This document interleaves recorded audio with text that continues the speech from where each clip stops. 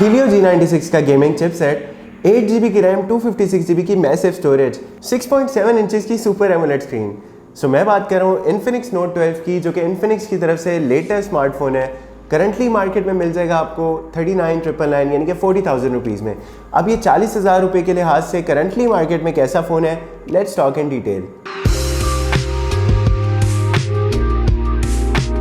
तो अस्सलाम वालेकुम, मैं हूं साद अहमद और इस वीडियो के अंदर मैं आपको कंप्लीट रिव्यू देने वाला हूं Infinix के newly launch phone Infinix Note 12 का, जिसकी प्राइस मार्केट में रखी गई है तकरीबन 39,999, 256GB और 8GB वाले वेरिएंट की। आई होप आपने इससे पहले इसकी अनबॉक्सिंग और फर्स्ट लुक वाली वीडियो देख ली होगी, जिसका मैं लिंक नीचे डिस्क्रिप्शन में ऐड कर दूंगा, जिसके अंदर मैंने ज़्यादा बात की थी इस फ़ोन की फर्स्ट लुक और डिज़ाइन के बारे में। उसके अंदर मैं इस फ़ोन की गेमिंग, कैमरा, बैटरी के बारे में ज़्यादा डिटेल में बात नहीं कर सका था, क्योंकि ऑफ कोर्स मैंने इस फ़ोन को ज़्यादा यूज़ नहीं किया था। लेकिन क्योंकि अब मैं इस फ़ोन को प्रॉपर्ली यूज़ कर चुका हूँ, इसके अंदर गेमिंग करके देखी है, कैमरा यूज़ की है, तो now let's talk about this phone in detail. So before talking about Infinix Note 12, let me tell you कि इससे पहले भी Infinix की नोट सीरीज़ में Note 10 देख लें, Note 11 देख लें, वो अपनी प्राइस के एतबार से बेस्ट सेलिंग स्मार्टफोन्स थे, क्योंकि जितनी प्राइस के अंदर वो जितने अच्छे स्पेक्स ऑफर कर रहे थे, उस टाइम पर मार्केट में कोई भी दूसरा ब्रांड इतने अच्छे स्पेक्स ऑफर नहीं कर रहा था, जिसकी वजह से वो काफ़ी अर्से तक बेस्ट सेलिंग स्मार्टफोन्स रहे हैं। सो सिमिलरली इस बार भी Infinix Note 12 is back with some amazing specs, जिसके अंदर सबसे पहले तो आपको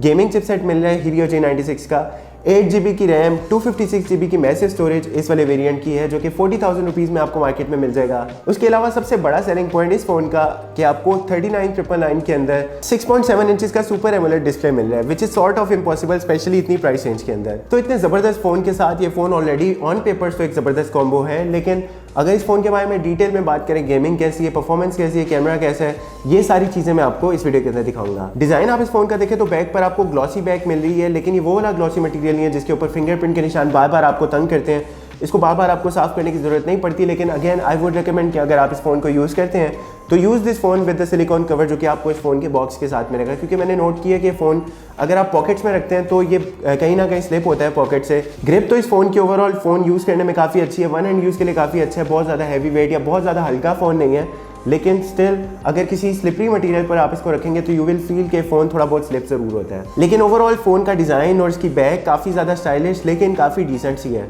बैक पर टॉप पर इसका कैमरा मॉड्यूल मिल रहा है, जो कि काफ़ी हद तक मिलता जुलता है इससे प्रीवियसली लॉन्च Note 11 सीरीज से, लेकिन यहाँ पर कैमरा मॉड्यूल थोड़ा सा डिफरेंट है। इसकी जो कैमरा मॉड्यूल की ये ऊपर पट्टी है थोड़ी सी चौड़ी कर दी गई है। दो कैमराज यहाँ पर आपको मेन पे मिल रही हैं, जिनमें मेन कैमरा यहाँ पर 50 मेगापिक्सल का है, साथ 2 मेगापिक्सल का एक सेंसर और साथ एक QVGA कैमरा है। बैक पर ही आपको बॉटम में Infinix की ब्रांडिंग मिल जाएगी। राइट साइड पर आपको इसकी पावर की और वॉल्यूम कीज मिलती हैं। पावर की यहाँ पर एज अ फिंगरप्रिंट सेंसर भी काम करती है, which is one of the best thing about this phone as well, क्योंकि यहाँ पर एक्सेसिबिलिटी पॉइंट ऑफ व्यू से फिंगरप्रिंट सेंसर की स्पीड तो ऑलरेडी अच्छी है ही, लेकिन जैसे ही आप, मैंने नोट किया, फ़ोन को अपने अनलॉक करने के लिए टच करते हैं फिंगरप्रिंट सेंसर पर, तो विद इन मिली सेकेंड्स आपका phone without any kind of delay और लैग आपका फ़ोन फ़ौरन अनलॉक हो जाता है। लेफ्ट साइड पर आपको फ़ोन के सिम स्लॉट्स मिलती हैं, जिनमें 2 नैनो सिम स्लॉट्स हैं, और एक और अच्छी बात यह है कि आपको एक डेडिकेटेड SD कार्ड के थ्रू इसकी मेमोरी एक्सपेंड करने के लिए भी ऑप्शन मिल जाएगी, यानी कि 256GB की मेमोरी इसके अंदर ऑलरेडी है, लेकिन आप उसको मजीद भी एक्सपेंड कर सकते हैं अगर आप करना चाहते हैं तो। बॉटम में आपको 3.5mm की ऑडियो जैक, फ़ोन के प्राइमरी माइक, प्राइमरी स्पीकर्स और Type-C की पोर्ट मिलती है।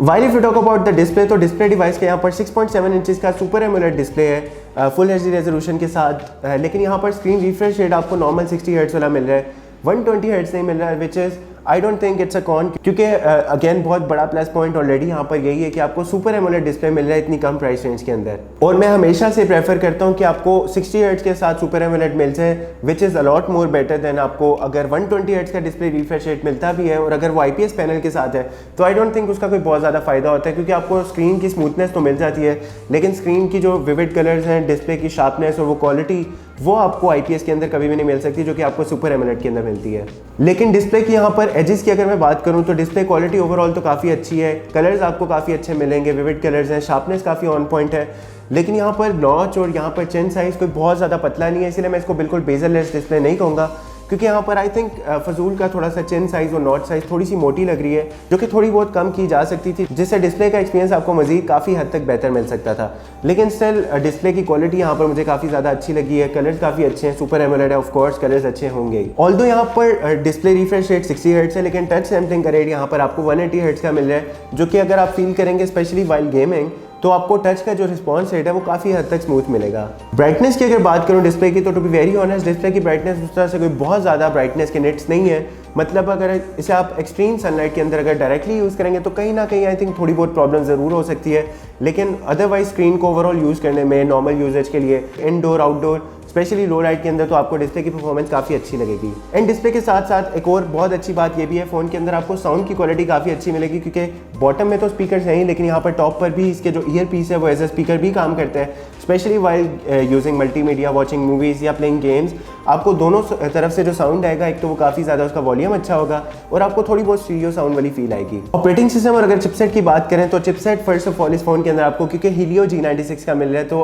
परफॉर्मेंस तो आपको टॉप नॉच मिलेगी इस फोन के अंदर, स्पेशली वाइल गेमिंग। आप इसके अंदर PUBG भी देख सकते हैं। मैंने इसके अंदर काफ़ी देर PUBG को खेल के देखा है, काफ़ी देर खेलने के बाद भी मुझे सच लैग वैग या बिल्कुल भी हीटअप होती डिवाइस नज़र नहीं आई। आप इस फ़ोन के अंदर PUBG को max up to high graphics तक खेल सकते हैं अल्ट्रा फ्रेम रेट के साथ। गेमिंग की परफॉर्मेंस आपको ओवरऑल बिल्कुल स्मूथ मिलेगी और PUBG के साथ साथ एसफॉल्ट की परफॉर्मेंस यहाँ पर बिल्कुल आउट क्लास है। हाई ग्राफिक्स के साथ बिल्कुल लैग फ्री परफॉर्मेंस आपको मिलेगी। फ़ोन काफ़ी देर तक भी गेम करने के बाद आपको हीटअप ऐसा बिल्कुल फील नहीं होगा। और क्योंकि इस फ़ोन के अंदर आपको सुपर एमोलेड स्क्रीन भी मिल रही है तो शार्पनेस की वजह से यहाँ पर जो रेजोल्यूशन है वो भी आपको गेमिंग के दौरान ग्राफिक क्वालिटी भी काफ़ी अच्छी है। तो चिपसेट और डिस्प्ले का जो कॉम्बो है वो गेमिंग में काफ़ी ज़्यादा मज़ा देने वाला है। सो गेमिंग के एतबार से ये फ़ोन यहीं पर मैं कहता हूँ कि it's a perfect phone. Operating system इस फ़ोन के अंदर आपको बाय डिफ़ॉल्ट मिलेगा XOS 10.6, जो कि टू बी वेरी ऑनेस्ट कुछ लोगों को ज़्यादा पसंद नहीं है, लेकिन मुझे कंपेरेटिवली इस फ़ोन का जो OS है वो बाकी ब्रांड्स के जो मिड रेंज या एंट्री लेवल स्मार्टफोन्स होते हैं उनसे कंपैरेटिवली काफ़ी बेहतर लगे, क्योंकि यहाँ पर मुझे पर्सनली इस फ़ोन के अंदर जो OS के आइकन्स वगैरह वो कंपैरेटिवली डिसेंट लगते हैं। येस आई एग्री कि इसके अंदर कुछ एक्स्ट्रा एनिमेशन ज़रूर हैं जो कि अगेन अगर कम होती है एनिमेशन तो मजीद फ़ोन काफ़ी हद तक तेज़ हो सकता था। फॉर एग्जाम्पल जैसे ही आप फ़ोन को अनलॉक करने के लिए फिंगरप्रिंट सेंसर को प्रेस करते हैं तो थोड़ा बहुत जो डिले आता भी है वो एनिमेशन की वजह से आता है, वरना अदरवाइज अगर ये एनिमेशन ना होती तो आई बिलीव कि जो इस फोन की अनलॉकिंग स्पीड है वो मजीद काफ़ी ज़्यादा तेज़ होती। When it comes to the battery, तो इस फोन के अंदर आपको बैटरी मिली है 5000 mAh की along with fast charge of 33 what. Phone की बैटरी से आप एक दिन तक तो बहुत इजीली निकाल सकते हैं with wifi, data, multimedia etcetera. लेकिन अगर आपका फ़ोन का यूजेज के बहुत ज़्यादा एक्सट्रीम लेवल पर नहीं है, स्पेशली अगर आप कंटिन्यूस बहुत ज़्यादा डाटा यूज़ नहीं भी करते, तब आप इस फ़ोन की बैटरी के थ्रू एक दिन तो क्या 2 दिन तक भी बहुत इजीली निकाल सकते हैं। लेकिन when it comes to the charging speed, तो इस फ़ोन को आप 0 to 100% चार्ज कर पाएंगे तकरीबन 1.5 से 2 घंटे के दरमियान। Finally when it comes to the cameras, तो बैक पर आपको जो मेन कैमरा मिल रहा है दैट इज़ ऑफ 50 मेगापिक्सल और जो फ्रंट पर आपको कैमरा मिल रहा है that is of 16 megapixel. Camera की क्वालिटी की अगर यहाँ पर मैं बात करूँ तो कैमरा की क्वालिटी डे लाइट के अंदर, अच्छी लाइटिंग के अंदर तो बहुत ज़्यादा अच्छी है, शार्पनेस अच्छी है, वीडियो भी ठीक है, लेकिन वीडियो के अंदर जो स्टेबिलिटी है वो कोई बहुत ज़्यादा ऑन पॉइंट नहीं है, जो कि आई बिलीव एक छोटा सा कॉन है इस फ़ोन का, क्योंकि वीडियो के अंदर जो स्टेबलाइजेशन है वो अगर आप लोग मूव करेंगे तो काफ़ी ज़्यादा जिटरी सी और शेकी सी वीडियो बनेगी। जो पोर्ट्रेट इमेजेस आप कैप्चर करेंगे वो डे लाइट के अंदर तो काफ़ी ज़्यादा अच्छी हैं, एज डिटेक्शन भी काफ़ी ज़्यादा अच्छी है डे लाइट के अंदर तो, लेकिन थोड़ी सी अगर लाइट कम हो तो पोर्ट्रेट मोड कोई बहुत ज़्यादा अच्छा काम नहीं करता। और पोर्ट्रेट मोड की मुझे to be very honest sharpness और रेजोल्यूशन कोई बहुत ज़्यादा अच्छी नहीं लगी। लेकिन अदरवाइज फ़ोन का क्योंकि अपर्चर भी काफ़ी ज़्यादा कम है तो लो लाइट और इनडोर के अंदर भी फ़ोन के कैमरा की परफॉर्मेंस स्पेशली बैक कैमरा की काफ़ी बेहतर है, स्पेशली अगर आप इसको प्राइस के लिहाज से जज करें 40,000 रुपये के लिहाज से। और फ्रंट कैमरा की अगर बात करें तो डे लाइट और इनडोर के अंदर तो परफॉर्मेंस काफ़ी ज़्यादा अच्छी है, लेकिन लो लाइट के अंदर काफ़ी ज़्यादा ग्रेन्स ऐड हो जाते हैं, विच इज़ आई थिंक नॉर्मल है, क्योंकि इतनी प्राइस रेंज के अंदर आप फ्रंट कैमरा के थ्रू कोई बहुत ज़्यादा एक्सपेक्टेशन रख भी नहीं सकते। लेकिन वन गुड थिंग इज़ कि फ्रंट कैमरा के साथ भी यहाँ पर आपको LED लाइट मिलेगी फ्रंट पर, जो कि थोड़ी बहुत सब्जेक्ट पर फिल का काम भी काम करेगी।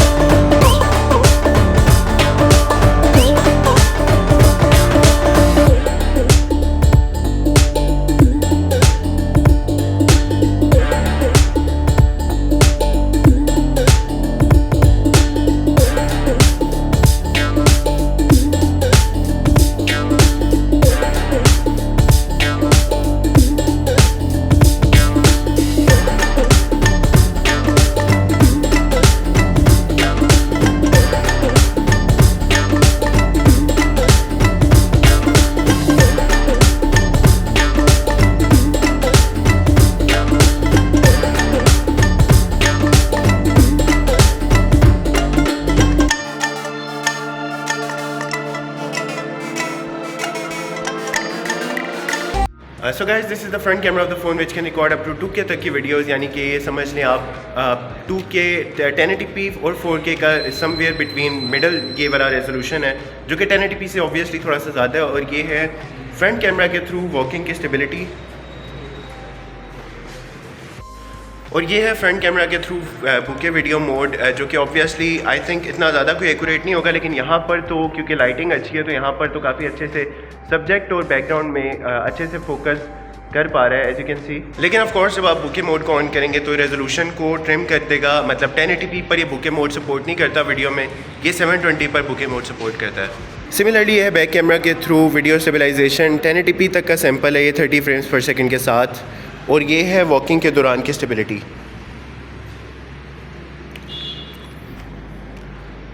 और बैक कैमरा में भी यहाँ पर आपको सच कोई EIS ऑन करने का फ़ीचर नहीं मिल रहा, जो बाय डिफ़ॉल्ट स्टेबलाइजेशन आपको मिलेगी वो कुछ ऐसी होगी जो कि I think to be very honest यहाँ पर कोई बहुत ज़्यादा एक्यूरेट नहीं लग रही। ऑटो फोकस टेस्ट,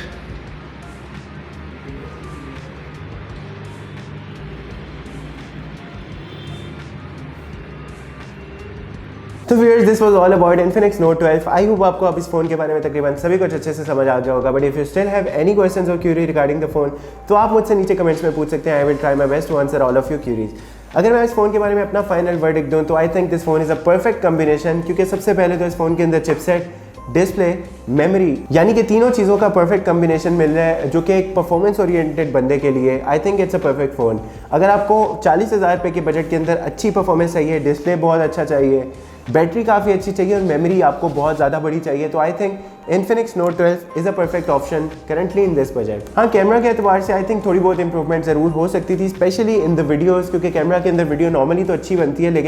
लेकिन जो स्टेबलाइजेशन है वो आई थिंक काफ़ी हद तक बेहतर हो सकती थी। लेकिन अदरवाइज़ तकरीबन सारे एस्पेक्ट से display, performance, gaming, battery, memory, ये फ़ोन एक परफेक्ट ऑप्शन है 40,000 रुपये की रेंज पे। मजीद अगर आपको इस फ़ोन के बारे में कुछ भी जानना है तो आप मुझसे कमेंट्स में पूछ सकते हैं। फिलहाल के लिए मुझे दीजिए इजाज़त। This is Saad Ahmed signing off. Take care, Allah हाफिज़।